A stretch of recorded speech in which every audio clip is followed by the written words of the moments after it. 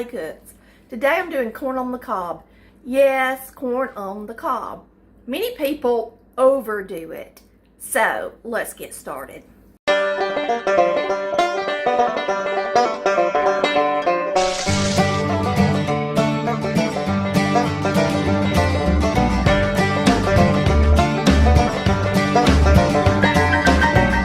Alright, most of the time people do overboil their corn. So I'm going to show y'all how to do it right. This corn has some silks on it, but my vegetable brush is actually in the dishwasher. I do run it through the dishwasher every few days because I do everything with it. I brush my vegetables and do all kind of, scrub my sink or whatever. And then I sanitize it in the dishwasher. So I'm just going to show you how I take the silks off the corn when I don't have my vegetable brush.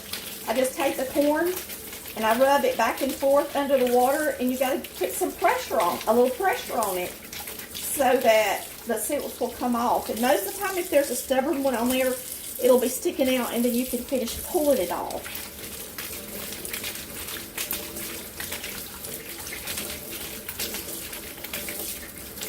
Not everybody has a vegetable brush. And then you just kind of look at it and see if you see any hanging off. And like this one just has one right there. So you just pull it out. That's all there is to it. A lot of people probably think, well, why don't you just put your corn in the microwave? Or why don't you do this or that? I'm just going to show you how to boil corn the right way. And then y'all can follow suit if you want to. But so many people overboil their corn. And then they lose their nutrients and the flavor of the corn. Alright, when you do corn, you let the water come to a boil. You take your corn out at least an hour before you boil it so that it's not real cold when it hits the water. We're going to time this corn for 3 minutes. You want just enough water in it that it can roll around. So you're going to put the lid back on it so it'll boil. I'll put it on 4 minutes to give it time to come back to a boil. And that's all you do.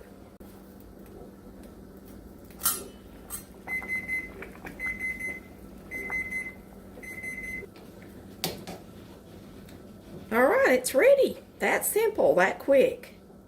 That's all you gotta do. So don't overdo it. Go ahead when your timer goes off. Whoops.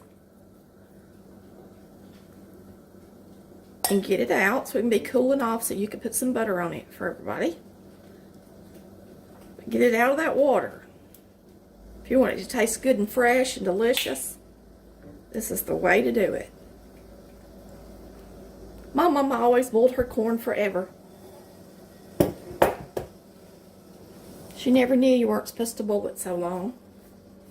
And I've had people that watch my show that said they've always boiled their corn to death. And they love it once they figured out they weren't supposed to boil it so long, how much better it tastes.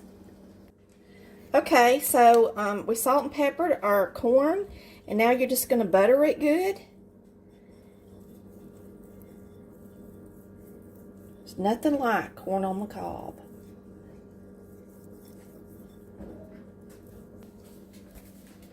Nice and fresh. Don't overdo it.